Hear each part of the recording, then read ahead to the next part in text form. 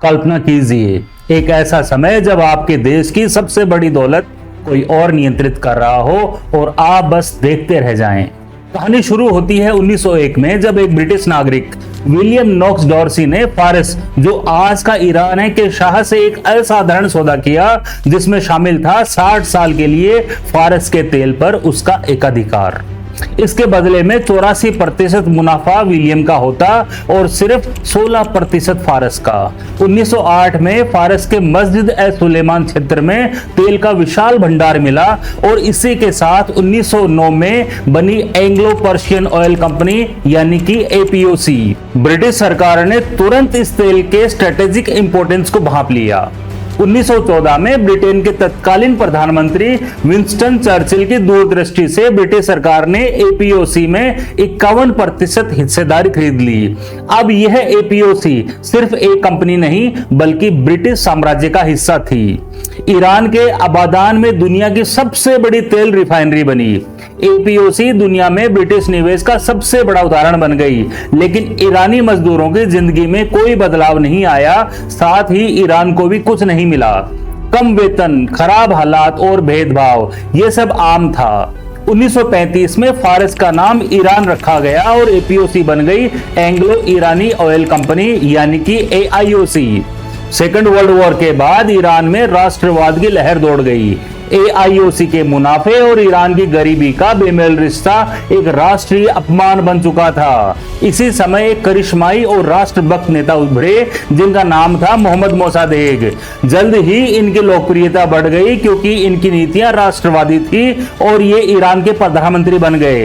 इनकी प्रसिद्धि इतनी अधिक थी कि टाइम मैगजीन ने उन्हें अपने कवर पेज पर छापा और उन्हें मैन ऑफ द ईयर घोषित किया। प्रधानमंत्री बनते ही उन्होंने मांग की कि ईरान को अपने संसाधनों में अधिक हिस्सा मिले। कंपनी ने इनकार कर दिया और फिर मार्च 1951 में एक ऐतिहासिक फैसला हुआ। ईरानी संसद ने भारी जन समर्थन से तेल उद्योग का राष्ट्रीयकरण कर दिया और देश के सारे तेल संसाधन अब ईरान के हो गए। अब AIOC की सारी संपत्ति नेशनल ईरानी ऑयल कंपनी यानी NIOC की हो गई। मोहम्मद मोसादेक अब ईरान के हीरो बन चुके थे, लेकिन इस कदम से ब्रिटेन आग बबूला हो गया क्योंकि अब उसकी कमाई शून्य हो चुकी थी। उन्होंने इसे अपनी संपत्ति की चोरी बताया। उन्होंने ईरानी तेल पर वैश्विक प्रतिबंध लगा दिया, सारी विदेशी मदद रोक दी और आर्थिक दबाव बनाया और लगा दिए बहुत सारे आर्थिक प्रतिबंध। लेकिन मोसादेक झुके नहीं। ब्रिटेन ने बहुत कोशिश की लेकिन उसका कोई भी हथकंडा काम नहीं आया। फिर ब्रिटेन ने अमेरिका से मदद मांगी। अमेरिका पहले हिचकिचाया, लेकिन उस समय अमेरिका और सोवियत संघ में शीत युद्ध चल रहा था। सोवियत संघ से ईरान के करीब जाने के डर से अमेरिका ने हाँ कर दी। 1953 में अमेरिकी गुप्तचर एजेंसी CIA और ब्रिटिश एजेंसी MI6 ने मिलकर एक गुप्त ऑपरेशन शुरू किया और ऑपरेशन का नाम दिया ऑपरेशन एजेक्स। इसका उद्देश्य था ईरान में सरकार परिवर्तन और तेल संसाधनों पर फिर से ब्रिटेन का कब्जा।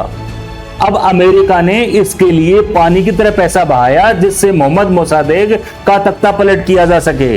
इस पैसे से मीडिया को मैनिपुलेट किया गया, पत्रकारों और मौलवियों को खरीदकर झूठ फैलाया गया, पेड प्रोटेस्ट कराए गए, भाड़े के लोगों से तेहरान की सड़कों पर नकली विरोध प्रदर्शन करवाए गए, कैरेक्टर एसेसिनेशन कराने के लिए कार्टून बनाए गए, आरोप और मजाक के जरिए छवि खराब की गई, सांसदों को पैसे देकर मोसादेक के खिलाफ किया गया।